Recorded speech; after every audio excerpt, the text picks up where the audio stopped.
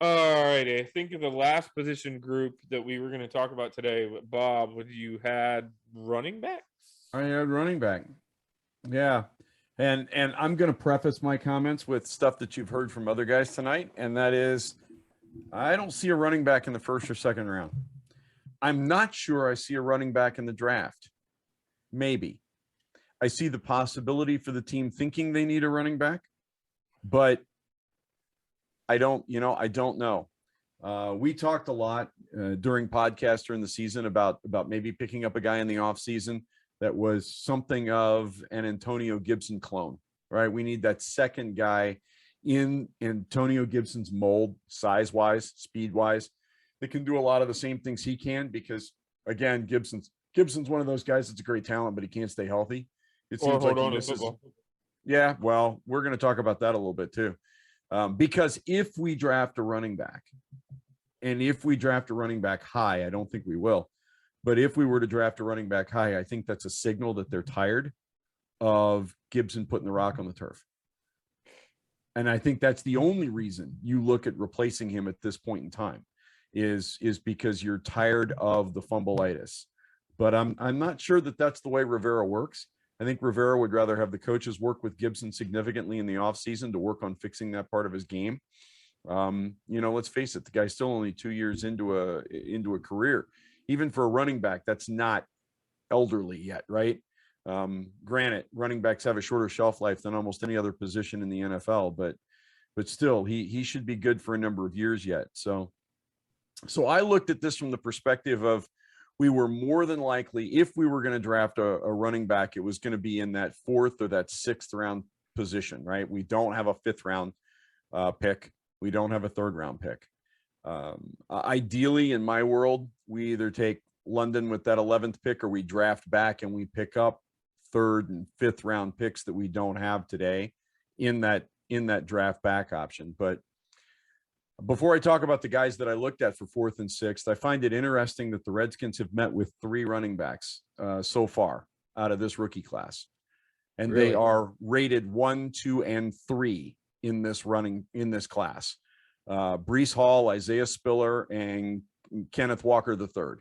They are the 1, 2, and 3 running backs in this draft, and I have not seen any of them picked in the first round in a mock draft yet.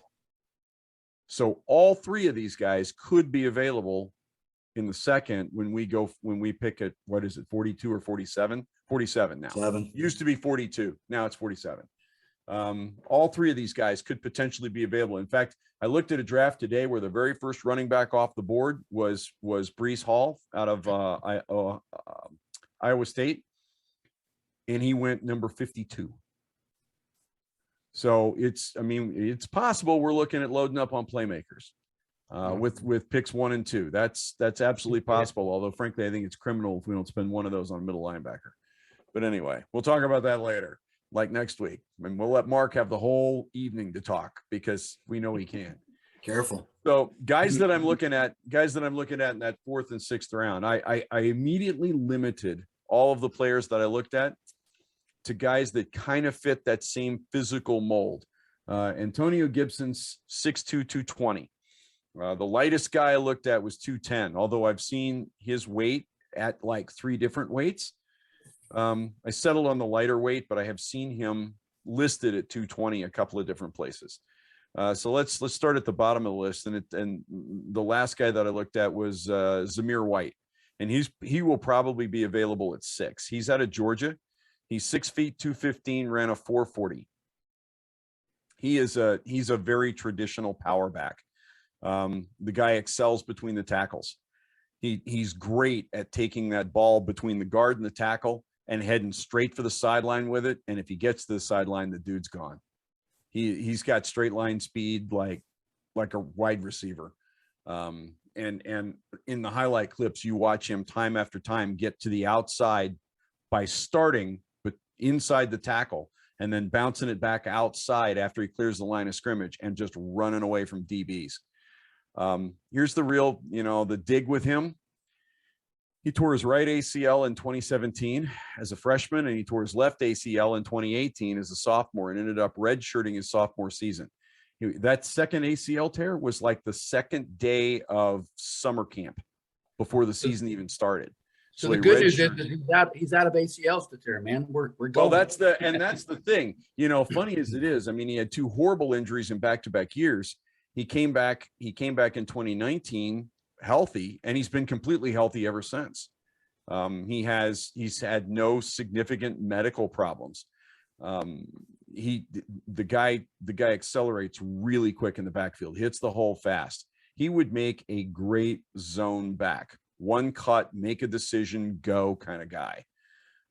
Because he's missing that elite cutback ability. He's not going to be that guy. He's not Barry Sanders. It's not going to happen. He's going to trip over himself if he tries some of that stuff. He's very much a straight line weapon. But his highlights are fantastic. I really like some of the stuff that I saw out of him in those highlights.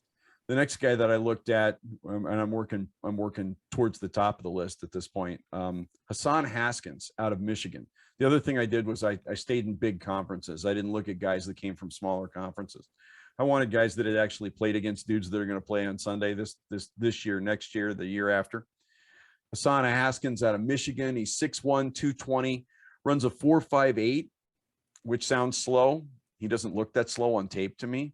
Again, he's another downhill guy, all straight line speed. He doesn't have breakaway speed. You never see that extra gear.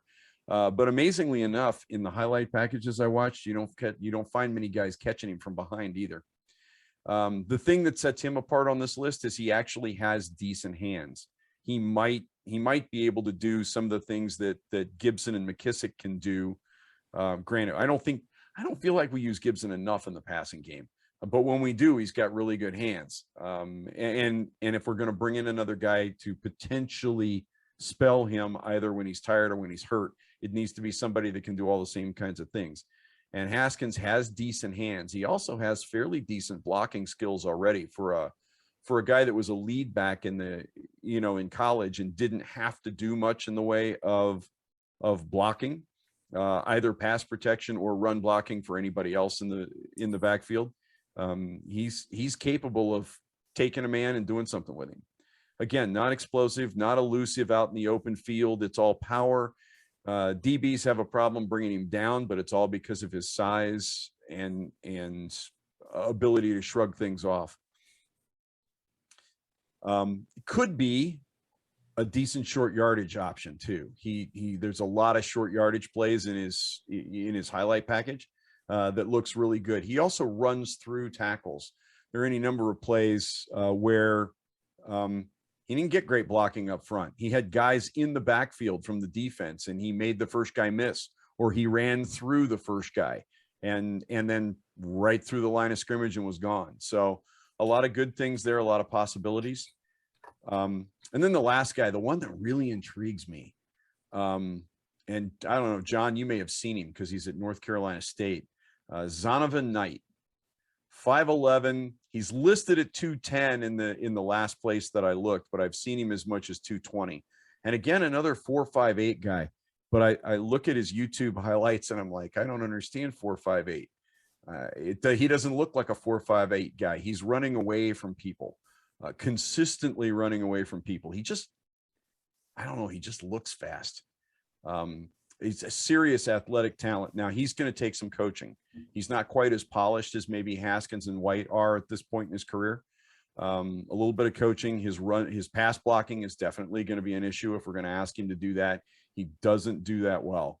At this point in time, it kind of consists of, throwing himself at whoever's coming through, throwing himself at the legs of whoever's coming through the line and praying a lot.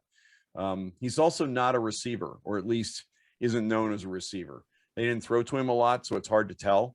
But one assumes that if they're not throwing to him, it's largely because maybe he can't catch the ball. Shows really nice burst. He also shows really good vision. He finds the hole well. He slips through really small spaces, shows a lot of patience. And the dude's got a tremendous stiff arm. You watch his highlight package, and in almost every single play, he's putting somebody on the ground with a hand that's trying and picking up another 5-6 yards. His highlight package doesn't consist of 40 and 50-yard runs. It is 18 to 25-yard carry after 18 to 25-yard carry, and every single one of them, he broke 3 tackles to get there. I like the tenacity. And you talk about running backs, the old phrase, he runs violently. I feel like this kid runs kind of violently. He didn't talked about wanting a hammer around here. Yeah, and that's kind of what he reminds me of. The biggest downside that I see tonight at this point in time is that he didn't show a tremendous jump between his junior and senior year. The numbers those 2 years are very similar. So the question then becomes, has he peaked? And I don't know whether that's the case or not, or whether some coaching can do something for him. But those were the 3 guys that I took a really long, hard. I actually took a really long, hard look at 3 or 4 others.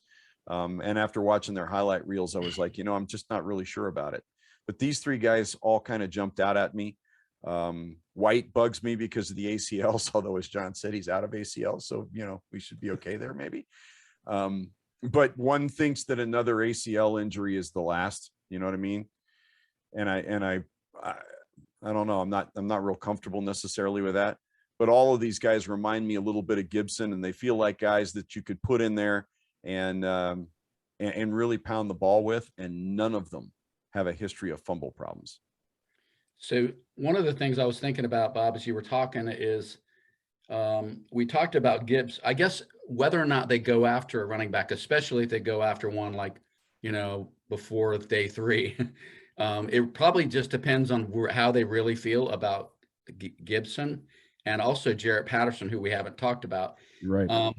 Gibson, he has an injury history, but if you think about it, the reason he has an injury history is because McKissick's been off the field, and we don't have a safety valve in Logan Thomas, who's not on the field. So they're pounding, they either pass to whatever wide receivers we have, which is a limited number of guys, or they're pounding Gibson. So I feel like if we had a more balanced offense, or if we had other running backs like a healthy McKissick, maybe Gibson would be more durable. He has played 14 games though both seasons, so we can say he's got injury issues, but he's gutsy as hell, and he doesn't come off the field very often. He also only had 1 fumble in 2020 in 14 games, 1. So this Gibson? whole fumbleitis thing, Gibson. So it's all recent then. Yes. So it could be one of those things like that year where Rippon fumbled it. Although again, Mark and I noted even after all the fumbles, he carries it. He does not bring the ball in close. He just carries it outside. So, but I'm just saying maybe they can coach him up on that. Maybe it's not going to be a career-long thing. And then Jarrett Patterson, I'm not a huge Jarrett Patterson believer, but I don't know what the team thinks. I don't know what Rivera and Scott Turner think about him. I think he was kind of a reach, kind of a project pick. But he was undrafted, wasn't he? Yeah, he was undrafted. I think the way I would put it, John, is I'm like you. I'm not a believer. I'm a fan. I'm rooting for the kid because it's a great story. But am I sold? And the answer at this point in time is no, I'm not sold. And unless they put him in there at return duties. If they put him out there at return duties, which I think is possible, and he lights it up, maybe that's where he finds his niche. I don't know. Or maybe he proves me wrong and he does great things this year. I don't know. But we kind of forgot to mention him because he is in the mix. Yeah. And after listening to you guys talk a little bit tonight, I'm not completely unconvinced that we couldn't go wide receiver, running back in the first and second rounds. I don't know. Actually, I do know. I wouldn't be thrilled with that. I don't know that I would feel good about that. I certainly wouldn't be. I might be thrilled come December, but I wouldn't be thrilled in May. It depends on which running back it is. Yeah, I don't see it. I've never changed my mind on this going way back. If you can get a blue chip guy, I would never take one in the top 10. Every year you see running backs emerge out of nowhere, out of the free agency market. Mm-hmm. Guys looking for heading into their second contracts, who have learned how to play in the league. Oh, look at McKissick. Yeah, look at McKissick. Like McKissick, you see it year after year. Or guys that teams that have given up on, like Leonard Fournette. I mean, Guys that everyone's written off, their career is over, Adrian Peterson, and then we find out in the right scenario they can still be a dominant back, you know. I mean, I can see taking a running back in the later rounds who can maybe contribute on special teams as well and be a depth guy, but I'm not looking for a rotational back in the draft. I'm just maybe third round, but that I've always been weird about that. Well, if we trade back from 11, I think it gets a lot more. Exactly. Yeah. And maybe that's why we've talked to Hall, Spiller, and Walker, is because we feel like a trade back from 11 is an absolute viable option. And maybe we end up with a second round pick or a high third round pick out of the deal. And ending up in that kind of a position, you may very well be in a position to pick one of the top 3 guys in the draft. And all of them have the kind of size and the kind of speed that Gibson's got, and could potentially be, that guy. We could end up with a quote unquote 2-headed monster, right? Although I think we already have a 2-headed monster in Gibson and McKissick. McKissick showed, I feel like McKissick is tremendously underrated from the line of scrimmage. All year until he got hurt. I know. We've said, get the ball to McKissick more. He's not going to sneak up on anybody this year. There's a lot of film of what we can do with him, so they'll be watching him.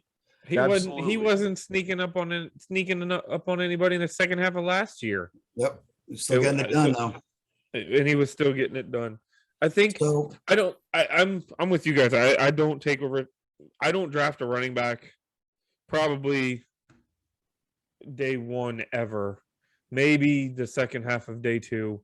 If it's a guy like, if Breece Hall is there in the 3rd round and we have acquired a 3rd round pick from trading back from 11, I mean, that guy it's just too easy at that point. But the days of the Saquon Barkley, Ezekiel Elliott, top 10 running back pick, I think they're gone. I think offenses are starting to realize, obviously, if you look at the pay scale, look how much more Christian Kirk is getting $18 million a year, and J.D. McKissick, who was exponentially more productive than him and obviously more influential in the offense, is making 3.5. Yeah. Like, think about that for a minute, And I don't know if it's the volatility, the fact that, wide receivers get hurt, but at any given play, a running back's career can go from being ascending to descending very quickly. So they don't invest that much, but. And the shelf life alone argues not to go crazy, because look at Christian McCaffrey, the guy's, I mean, he's just an unbelievably dynamic player, but how long is his career going to be? Yeah. And you're already seeing it where he can't stay on the field. So that's the other factor. Derrick Henry, and Derrick Henry's got the physique supposedly to take the beating, and yet he doesn't seem to be able to finish the season either. I'm the only exception to your rule, Derek. I would take a guy first day if I believed I was getting a generational talent. And by that, I mean a Barry Sanders, not just a guy that's going to be an amazing cog in my offense, but a guy that people are going to want to show up to see. He's not just a great player, but he's the kind of player that puts butts in seats individually, to steal from other sports. He's Kobe Bryant, Michael Jordan. People come just to see them play, right? They're not. I'm not even a basketball fan, and I'll spend tickets to come see Kobe or Michael play a game, or Leo Messi or Ronaldo. There haven't been that many guys at running back like that, right? Yeah, but Saquon Barkley got all the Barkley was supposed to be that guy. Yeah, and it's just that position, man. It's a short shelf life, like John was saying. Anyway, then you've got a guy who's going to be your feature back, and you're going to run him 25 times a game. And the other team, their entire defensive scheme is to shut down superstar running back. So, but I agree. If you can get a Barry Sanders, yes. If you can show me ahead of time, if you can get a Barry Sanders, if you can get Adrian Peterson, if you can get that kind of a player, then but they're the exceptions that kind of prove the rule to me. Exactly. And see, I didn't feel Barkley was ever that guy. To quote the other guys in the league making that kind of money, I didn't feel like Ezekiel Elliott. Not Thomas. I didn't feel like Elliott was that kind of guy, and yet the Cowboys just think he's the greatest thing since sliced bread. Well, maybe not so much anymore. My golf buddy up here, Paul's a lifelong Dallas fan, and he'll speak to me honestly about him. And he says that's the biggest weight and anchor around that team's neck right now. Is the Cowboys the can't money see they're that. paying that guy is hamstringing. You're right. There are a lot of fans that feel that way, but The team doesn't. But to keep Elliott, they moved Amari Cooper. Amari Cooper. Yep. You know, they traded Amari Cooper for what amounts to a bag of groceries. Yeah. And Zeke isn't even the best running back on that team. No, Pollard was killing him the end of the season. Yeah. So if I had done my homework, we would have talked about tight ends here. That's the one offensive group we didn't talk about, but I've been thinking about it during the podcast. We have potentially a starting dynamic tight end in Logan Thomas, who any NFL team would be happy to start, but we don't know if he's going to be able to stay healthy. We have a young guy in John Bates who showed last year he can play. He's not a dynamic receiver, but he's a tight end who can contribute, maybe in a poor man's Jason Witten down the road, which would be a pretty good contribution. So if the team were interested in filling out that room a little bit more in the draft, from what I'm seeing this year, we're certainly not going to take one at 11. And I don't see a single tight end I've been looking at the compendia here. The highest rated tight end I'm seeing is a second rounder, this Trey McBride out of, was it Michigan State? Colorado State. Sorry, it's green. It's okay. Who's a big guy and caught 90 balls in his senior 4-year starter. I don't know that he's dynamic enough. I think if we are going to do tight end in this draft, it'll probably be maybe 4th round if they're in love with the guy. So what I will do is I want to go see if I can find a potential dynamic Logan Thomas replacement in the later rounds that I might find some highlights for and see if that's the kind of guy that maybe we'd be looking at late, who can also contribute on teams. They have met with a tight end, Mark, just to, if you're curious. Jalen Weidermeyer out of Texas A&M. Oh yeah, okay. He's the number 2 ranked guy in the draft, and currently they're thinking he'll go late second, early third. I'm seeing him projected as a 4th here. Are you really? Yeah. So the argument for a tight end, even though we think, well, do we really want to spend a pick when we have limited picks on a tight end? But the argument is we have Logan Thomas, who, you have to be worried about his ability to stay on the field. And Bates, I thought, was a pleasant surprise last year, but that's it. Sammis Reyes, are we really going to, I kind of feel like they just either show the guy can play or get him the hell off the roster and put somebody else in there. I'm not a big believer in like charity projects. Even if he looks great without a shirt on, that's great. But I know that's part of the NFL program and everything, and that's all well and good. But I just don't. Has anyone seen any evidence that guy can play tight end in the NFL? Because I haven't. He hasn't yet. So that's what I'm saying. I think I could see where they would be interested in a guy who could be a potential Logan Thomas replacement or backup down the road. Mark, take a look at Jelani Wood from Virginia. Yeah, he'd be a good one. He'd be a very good 6'7", 259 pounds. He ran a 4.6. Yeah. He can play, man, and he's not a guy that a lot of people, it's Virginia, for God's sake, and I went to get it. Well, but he spent his Virginia. His first 3 years at Oklahoma State and was like lost because they never throw to him. So he transferred, played 1 year at UVA, and put up amazing numbers. He's tough, man. After the catch, he's just like he's a beast to bring down. He's very physical. The report I read on him indicated that if he'd played 4 years at UVA the same way, yeah, he'd probably be a first or second rounder. He'd be one of the top tight ends in this draft. Derek, weren't you pointing me towards Jake Ferguson? I liked Jake Ferguson after last season, but he took a regression this year. It was almost like he didn't. I can't explain it. His stock dropped, which is not normal for a guy that's. He was a 3-year starter at Wisconsin, right? 4. Well, I mean, going into this season, he was a 3-year starter. Oh yeah. Well, he And- raised his catches. He's 46 catches last year. But I don't know that he's going to be a dynamic receiving threat. I think he's going to be a lot closer to Bates than he is to Thomas. Right. And I don't think we need to go that direction at this point. Again, he's another big body. He's 6'5", 250. But I believe if you read up a lot of his draft analysis, a lot of people say that he's going to be more geared towards that versatile role of being able, you can use him in your blocking packages. He can play teams. He'll give you some catches, but he's not going to be a dynamic. He's like I said, he's probably, everything I've read, he's a lot closer to Bates than he is to Thomas. He's the 4'8" guy, so he's not going he's not going deep for you.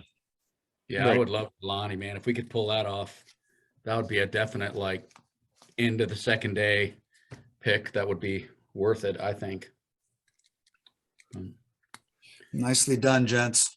So guys, we would be remiss if there's so much going on right now, but we would be remiss if we didn't mention that there was terrible news last weekend. We heard about Dwayne Haskins passing away. And I know probably all of us have the same emotions about that. Just obviously the fact that you're 24 and all the things that we've got going for us, our families and our wives, and being with people for a long time and kids, all of that stuff, I just can't imagine what his parents are going through. But I know I felt guilty for every negative thing I've ever said about young Mr. Haskins out of frustration over football. But kind of makes you realize, that we need to dial that kind of stuff back quite a bit and maybe be a little bit more respectful of players and remember they're human beings, because you never know what's going to happen. But anyway, I hated to hear that.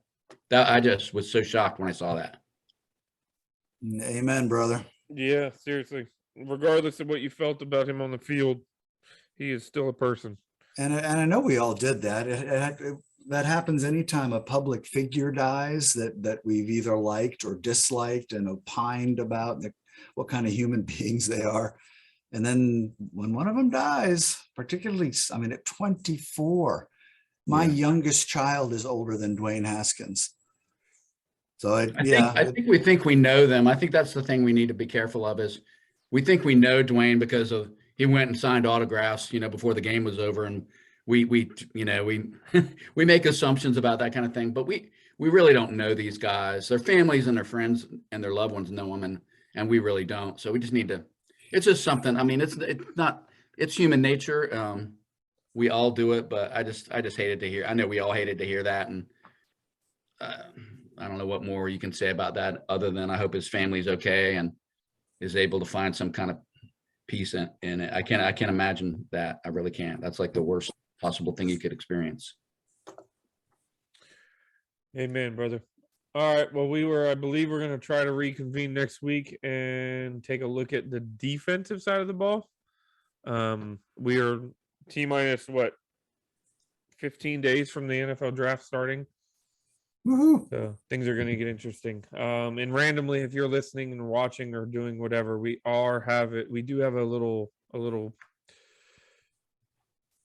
thread going on where competition to see who can pick the best or try to predict the draft. So if you could jump over to bgobsession.com and again, jump on there, follow this draft, the thread dedicated to this podcast. There's gonna be some highlights and stuff like that. Maybe some little blurbs and breakdowns of the guys that we talked about. Yes, definitely come by and play Paul's exciting predict the draft game, and you'll get some kind of a cheap token if you win. All right, fellas. We will talk soon. Hail. Thanks, Hail. guys.